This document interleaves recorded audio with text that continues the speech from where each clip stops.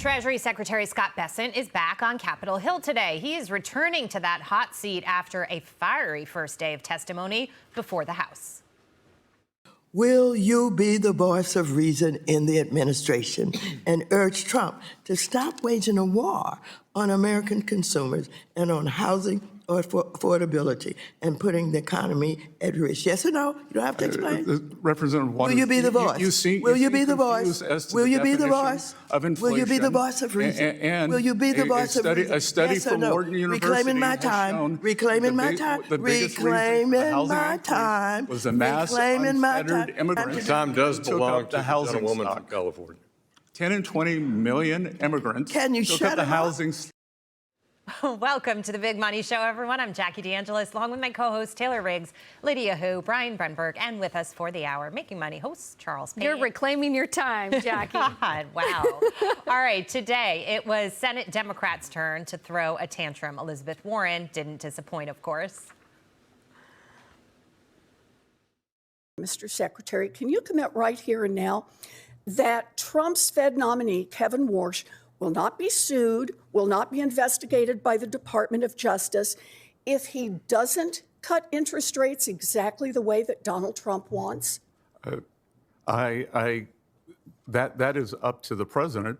Can you commit that you will? I'm sorry. Can you commit that you will not hold up? He won't be sued if he doesn't drop interest rates. And he won't be criminally investigated. The president also made a joke about you that I won't repeat, Senator Warren. That was the actually, I will.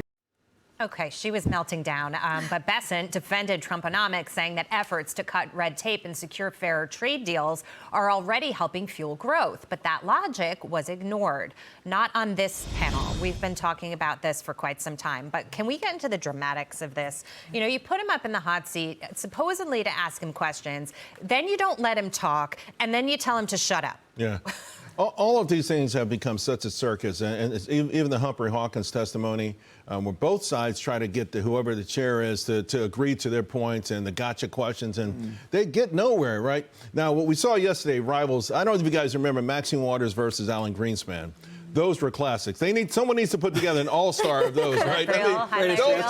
Greatest hits. I mean, put it on vinyl. I'll buy it, okay? It's so yesterday, but I mean, and the thing is, Bessent, he's so smart, he's so quick-witted that he mopped the floor with them. And guess what? We didn't learn much as consumers, but then again, they've become so politicized that very few of these folks ever ask a question where the answer is a legitimate, thoughtful question, not a, hey, I gotcha. The guy's got to go up there and speak for Trump. He's got to go up there and speak for Warsh. He's got to go up there and speak for what the Justice Department would do. Not what, what's the economy doing? By the way, have you seen the Economic Surprise Index? It's through the roof. Did you see those manufacturing numbers? Amazing. Maybe all those things we were promised are starting to hit just on time. Of course, I know why. Maybe they didn't want to talk about that. Right. They wanted to talk about the things where they feel they have a foothold. So Fed independence is one of them.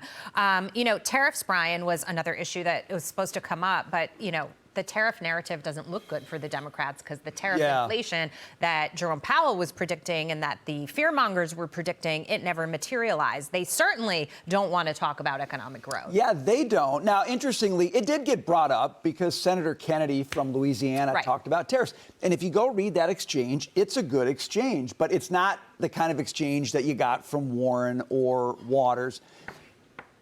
These are called hearings, right? Is that the name of them? They're called hearings. Yes. Did you ever have that teacher when you were little who said, maybe because I went to parochial school, they said, God gave you 2 ears and 1 mouth for a reason. You should use them in that proportion. That never happens in these things, right? Hearings are supposed to be when the expert tells you what's going on. None of those folks on the dais are experts. Scott Bessent is the expert. And so they know that, and so they end up trying to put these barriers around his answers, and it's sad why they do that. So the American people are prevented from being informed about what's happening. Americans would benefit from hearing Scott Bessent reflect on the economy, but they don't want that to happen, and so they don't give him the chance. We should actually play the clips of the guys who asked honest questions. Hagerty asked some good questions. Kennedy asked some good questions, and you learn something from those.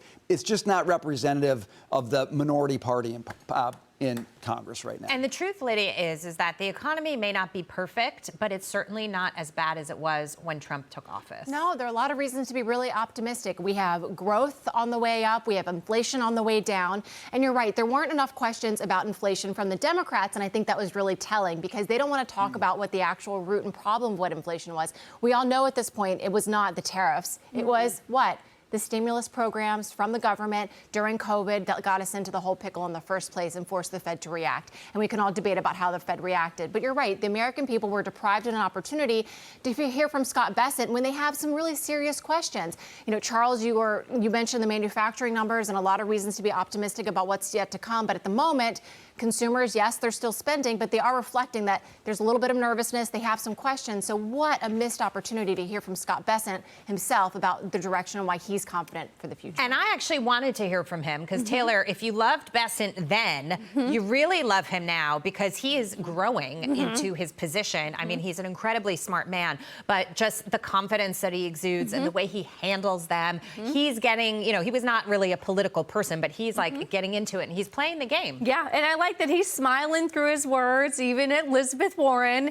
And I agree that I want to hear from him because earlier in the week, I totally agree with Charles Payne.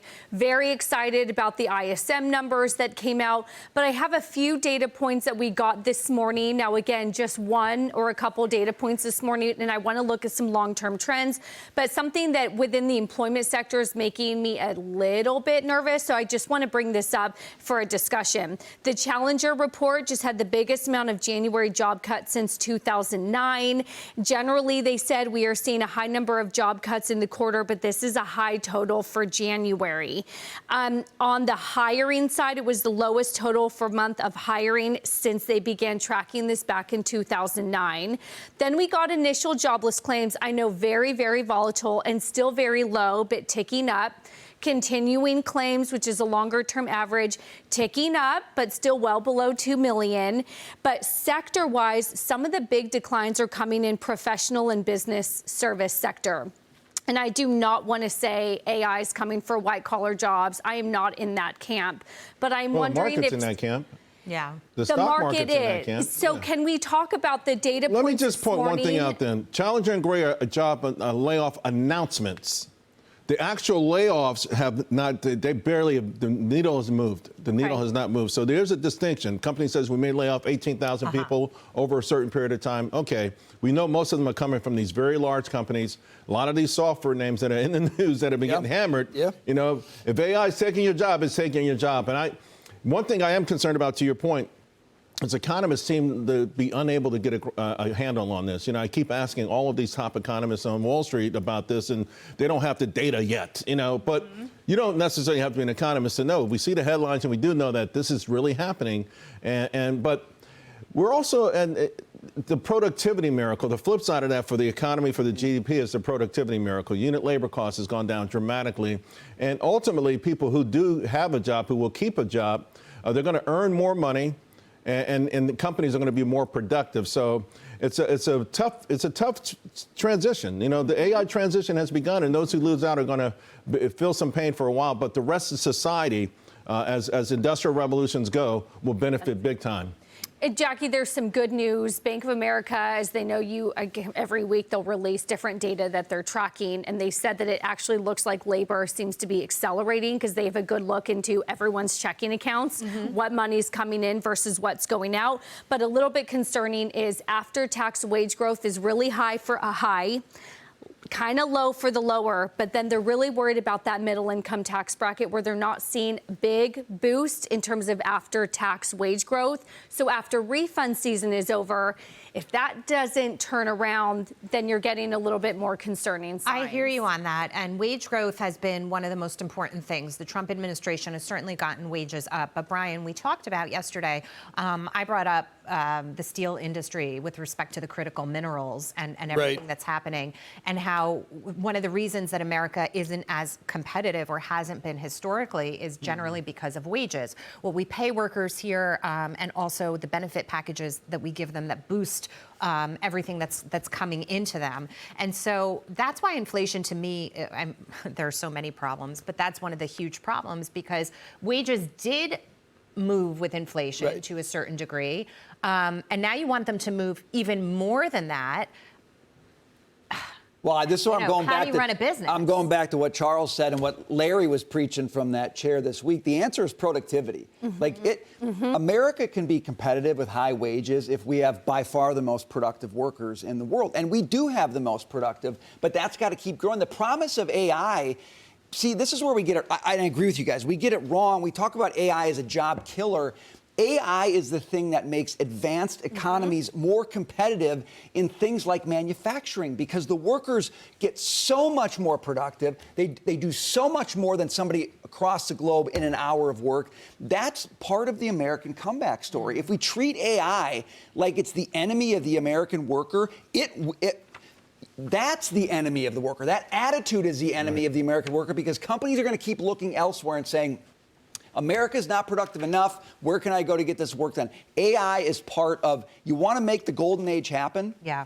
AI is part of that. It's part of, that's why Trump cares about AI, because he gets that. I just was going to say that. I mean, it was such an about face from the Biden administration. He looked at the whole situation, the hand of cards that he was being dealt, and said, how do I turn this around? And he knew that AI was a huge part of that. It's right at the center of it. Also watching the markets today, you've got a Dow that's down almost 1%. And Taylor, you are looking at consumer brands. Yeah, let's run through these quickly because we got a lot of earnings. First up, Canada Goose. As you can see, you're down about 18% on the day. Big drop. They missed. Freezing out. Why? It's freezing, but they're missing profit estimates because they're having to spend more on marketing. Ralph Lauren, stronger than expected results, but frankly not good enough. They did say that they are monitoring the value proposition very closely, but they have not yet experienced price resistance from their core customer. Finally, e.l.f. was supposed to be good, but on a day when everything is bad, they're getting dragged down with it. They are raising their annual sales and profit guidance, and cheap makeup, frankly, is driving demand, but they're doing so by expanding into Dollar General, Amazon, Target, Walmart, really making sure they have access to a lower income consumer. So nothing you said there sounds terrible to me for these stocks to be falling out of bed like this. Yeah, I mean, e.l.f., I'm not sure what's going on there. I bailed out of e.l.f. last year. It looked like at one point a slam dunk. You liked it for a while. I did. Yeah. I bailed out of it. I'm not sure if I made money or not, but I know it's down a lot since then. Ralph Lauren, I think, initially ticked up, and I'm not sure. A lot of these guys, a lot of this is guidance, but also today, what's happening in the market right now is where you have so many big stocks that have gotten hit, right? On the software side, we talked about that, but also this Claude news. Yep. I mean, you got private equity stocks that have gotten hammered. Moody's has gotten hammered. Thomson Reuters stock is down 60%. I mean, we're talking some extreme damage. So what happens in these accounts is people are getting margin calls now. Yeah. And so now, what do you get a margin call? You sell the good stuff. Mm-hmm. So that's why all of a sudden the good stuff, like, SanDisk was down a lot yesterday, made a U-turn today. The semiconductors, 10% pullback. And so it's hard to really make an assessment of truly what the message is of the market on a day like today when there's these extenuating circumstances that might be muddying the waters here. Sometimes you just have to kind of let it bottom out wherever that bottom Give it a is couple to days. see where we end up. Okay.